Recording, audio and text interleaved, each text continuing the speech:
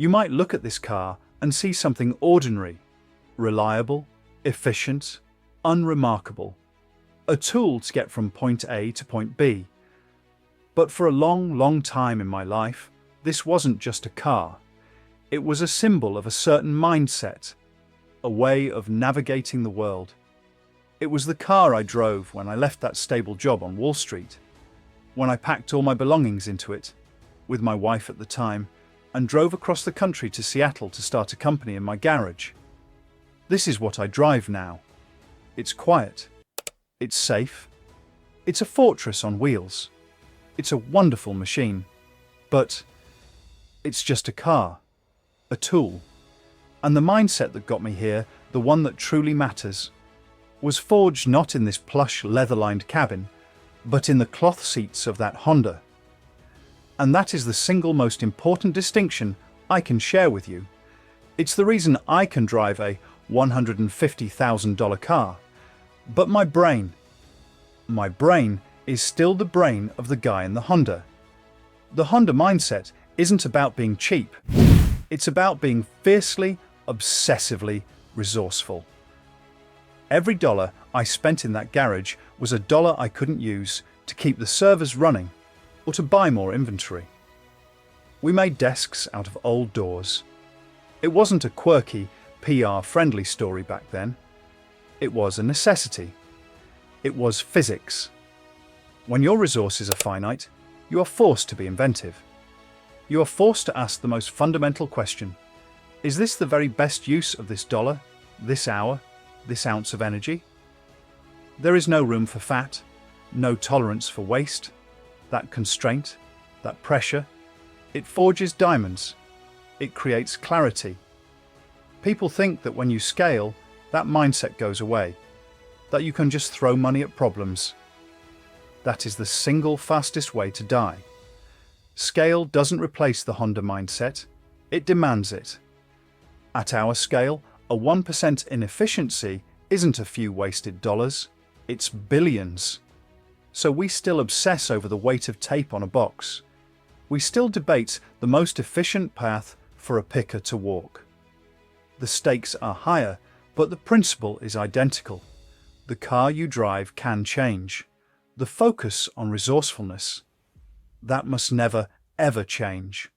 The greatest danger of success, of moving from the Honda to the more comfortable car, is the insulation, the soundproofing.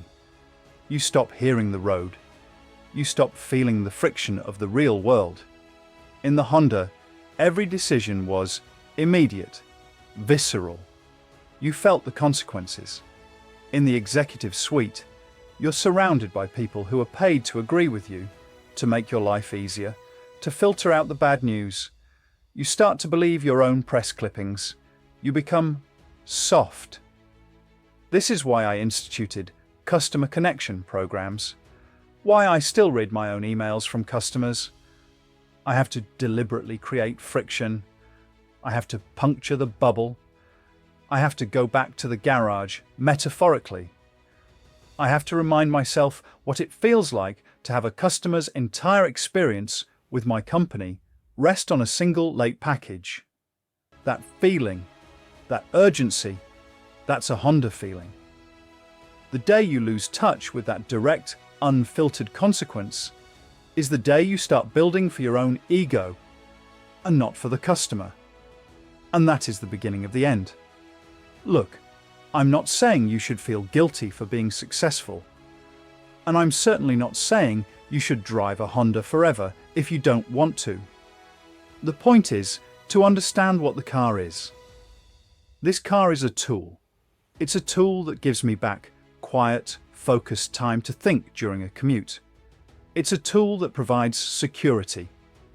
The Honda was also a tool for mobility, for getting to the next chapter. The mission wasn't to have a nice car. The mission was to build something that mattered. When we look at Blue Origin, my aerospace company, the scale is almost incomprehensible. We're talking about rockets that cost more than, well, a lot of cars. But the mindset, it's the same. We are obsessively resourceful. we are relentlessly focused on the mission. We are building a door to the future for the next generation of entrepreneurs. We are, in a way, building the garage where they will start. The tools get more powerful.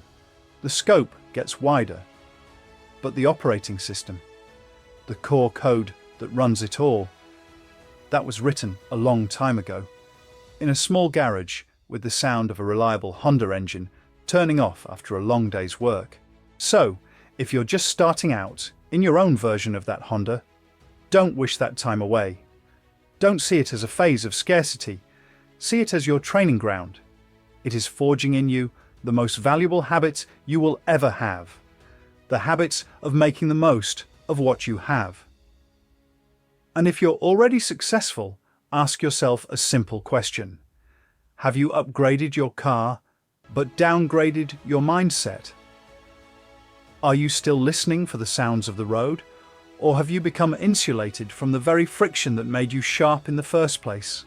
Your resources will change, your circumstances will change, but never, ever let success change the operating system that got you there in the first place.